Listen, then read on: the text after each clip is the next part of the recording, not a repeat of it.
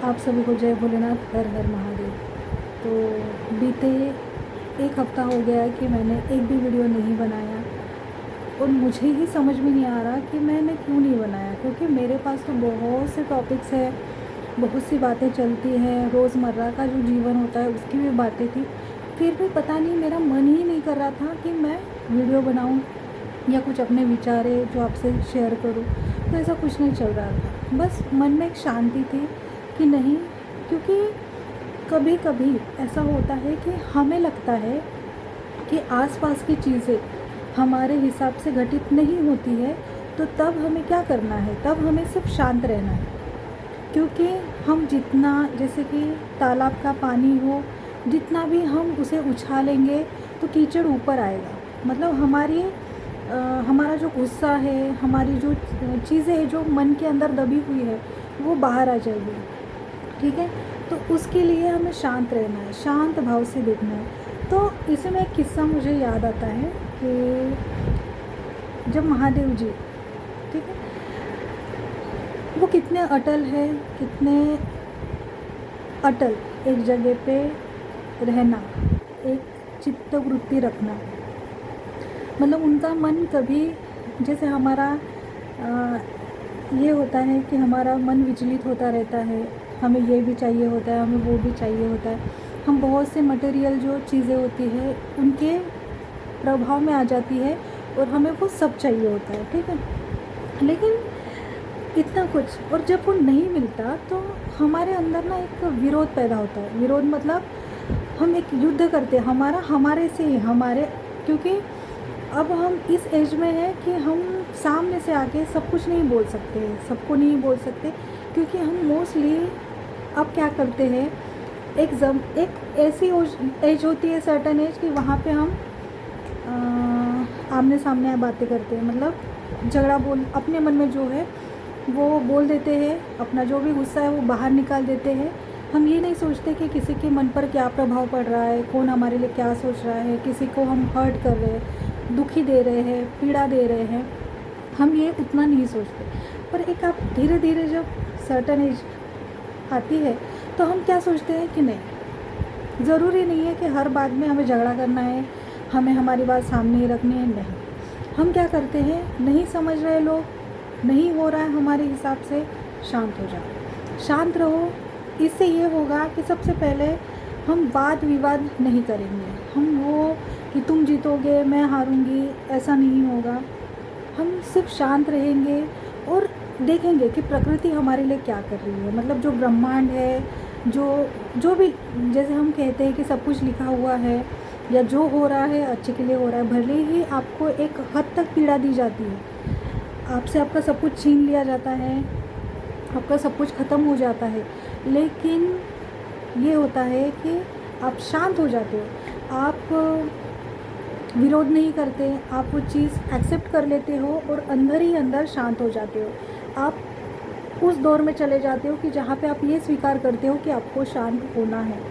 शांत होने से क्या होता है, शांत होने से हम खुद से कनेक्ट होते हैं, हमारी जो इनर वॉइस होती है ना, उससे कनेक्ट होते हैं कि हमारे भीतर ही ईश्वर बैठे हैं। हम कभी कभी बहुत कुछ सोच लेते हैं, ठीक है, और खुद से ही, बहुत से लोग होंगे जो खुद से ही प्रश्न करते हैं और उसका जवाब भी खुद ही ढूंढते हैं। मतलब वो खुद को ये कमांड दे देते हैं कि मुझे ऐसा ऐसा लग रहा है, अब क्या होना चाहिए, और अचानक से हमारे दिमाग में फटाफट से ऐसे थॉट आते हैं, तो वो हमें आंसर मिल जाता है आंसर।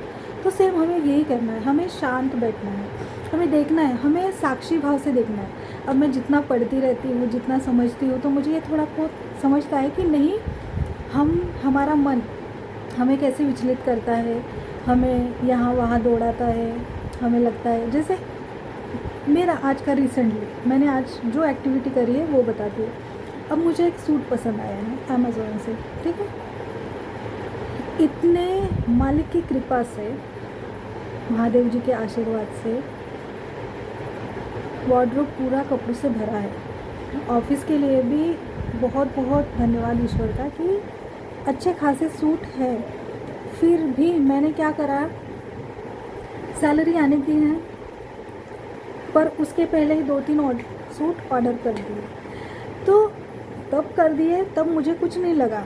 जब हम कोई एक्टिविटी करते हैं, जब हम कोई ऐसा काम करते हैं, तब हम कुछ नहीं सोचते।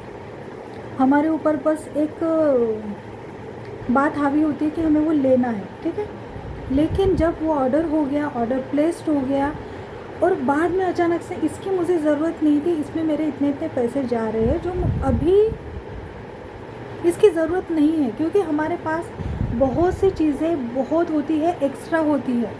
लेकिन हम क्या करते हैं, बार बार एक ही चीज़ खरीदते हैं। ये चीज़ ये जो मैं बोल रही हूँ, ये सिर्फ कपड़ों के लिए नहीं है, ये उस हर चीज़ के लिए है जो हमारे पास एक्स्ट्रा होती है। लेकिन हम फिर से वही एक काम करते हैं जो हमें नहीं करना चाहिए। समझने वाले समझ रहे हैं। तो ऐसा होता है। उसके बाद हम रिग्रेट करते हैं। उसके बाद जैसे मैंने ऑर्डर कर लिए, अब वो कुछ 1-2 दिन में आ जाएंगे, तो इससे ये होगा, चीज़ आ जाएगी, सूट आ जाएंगे, लेकिन पैसे तो जा रहे हैं।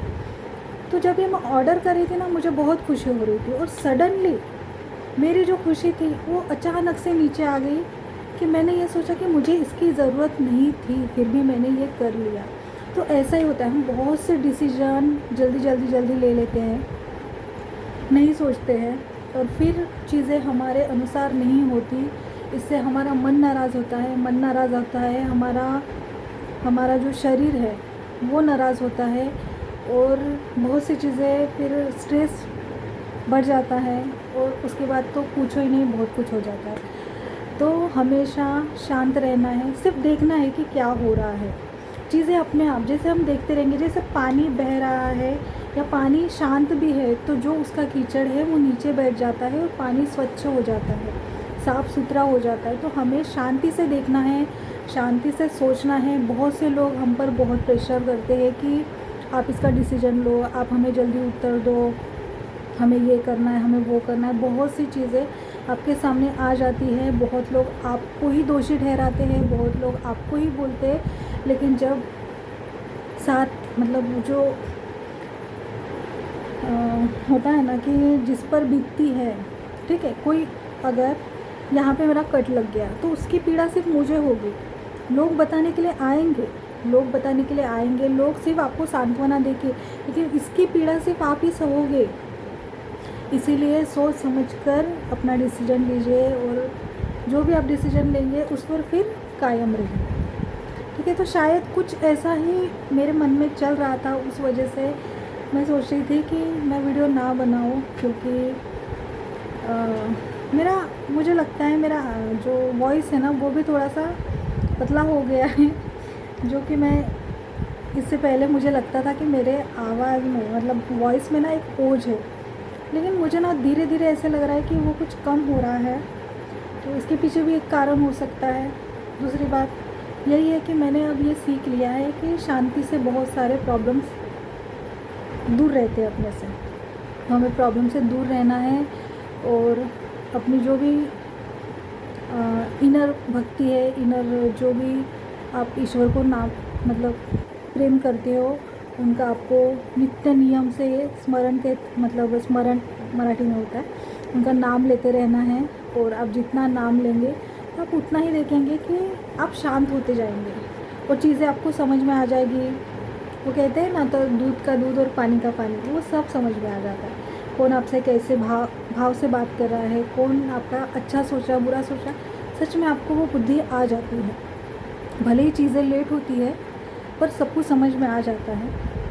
इसीलिए शांत रहिए और ईश्वर की भक्ति करिए। ईश्वर की भक्ति में जो प्रेम है वो कहीं नहीं है, कहीं नहीं है। आप खुद देखिए, आज मैं एक वीडियो देख रही थी मोदी जी का, जैसे कि अभी कोलकाता में वेस्ट बंगाल और तमिलनाडु में जो भी इलेक्शंस हुए उसमें, तो मोदी जी का एक बहुत इंस्टाग्राम पर एक वीडियो आ रहा था कि उन्होंने जितनी शिव भक्ति कर रही है वो, तो ऐसे अचानक से दिखा, तो मुझे लगा ये बहुत अच्छे से वो भी शिव भक्त है। और सबको अपने अपने इष्ट को प्रेम करना चाहिए। अपने अपने इष्ट, आप कान्हा जी को मानते हो उनको करिए, आप देवी जी को मानते हो उनको करिए, आप महादेव जी को मानते हैं उनको, लेकिन मानिए ज़रूर। जब आप भगवान जी की ओर बढ़ते हो ना, तो आप खुद में ना पूर्ण होते, मतलब हमें लगता है कि कोई आएगा और हमें पूर्ण करेगा। नहीं, आप ईश्वर की भक्ति में जाओगे ना तो आप खुद देखोगे कि आप पूर्ण होते रहते हो।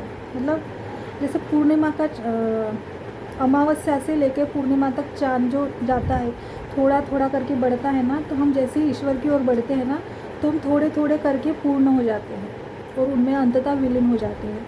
विलीन होना मतलब मृत्यु नहीं होता है, बस इतना होता है कि हम साक्षी भाव में आ जाते हैं। हम सोचते हैं कि ये ज़रूर नहीं है। हम जितना विलाप करते हैं किसी चीज़ के लिए, मतलब जितना पेन हम सफ़र करते हैं, वो ज़रूरी नहीं है। फिर बहुत सी चीज़ें ना हमें लगता है कि कोई ज़रूरी नहीं, इतना इसके ऊपर ध्यान देना, मतलब एक्शन जो कहते हैं ना, वो ज़रूरी नहीं लगता। तो ये बहुत ज़रूरी था। धन्यवाद आपका। जय भोलेनाथ।